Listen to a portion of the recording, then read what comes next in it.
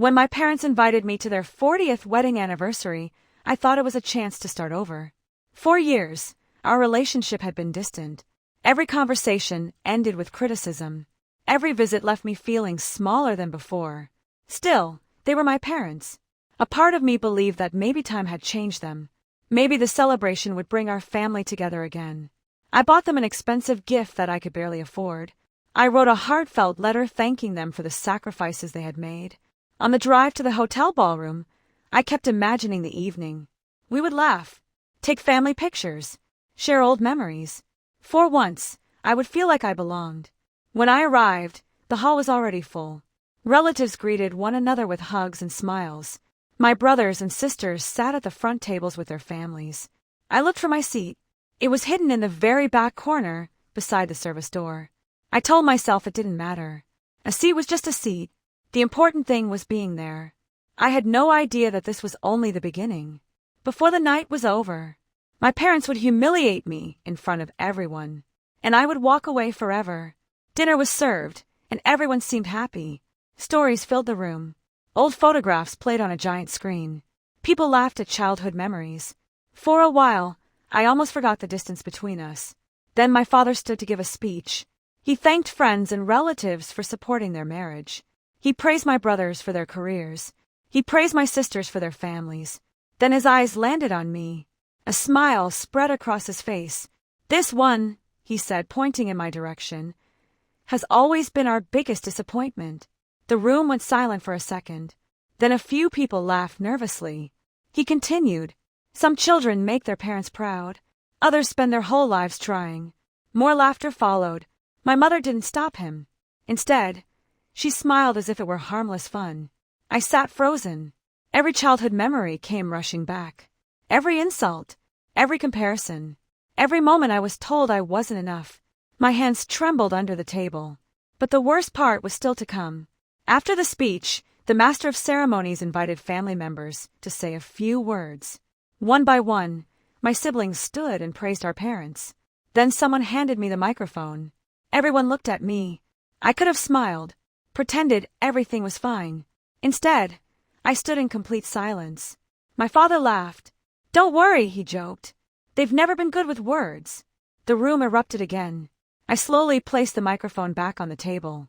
Without saying anything, I picked up the wrapped gift I had brought. I walked toward the stage. People thought I was going to present it. Instead, I placed it gently beside my parents. Then I put the letter on top. "I hope you read this later," I said quietly. That was all. No argument. No shouting. No tears. I simply turned around and walked toward the exit. Behind me, someone called my name. I didn't stop, because for the first time in my life, I chose my own peace over their approval. The next morning, my phone wouldn't stop ringing. Relatives wanted to know why I had left. Some said I had embarrassed my parents. Others admitted they had never realized how badly I had been treated. I didn't answer anyone. Instead, I packed my belongings. I accepted a job offer in another city that I had been delaying for months. I rented a small apartment. It wasn't fancy.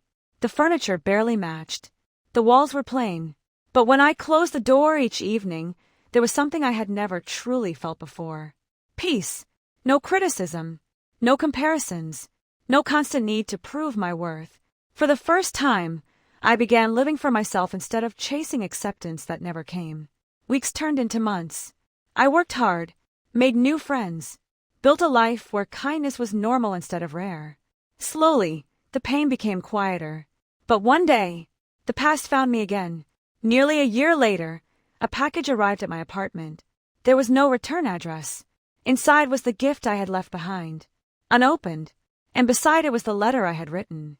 This time, it had another note attached, written in my mother's handwriting. It simply said, "We finally read your words. We never realized how deeply we hurt you.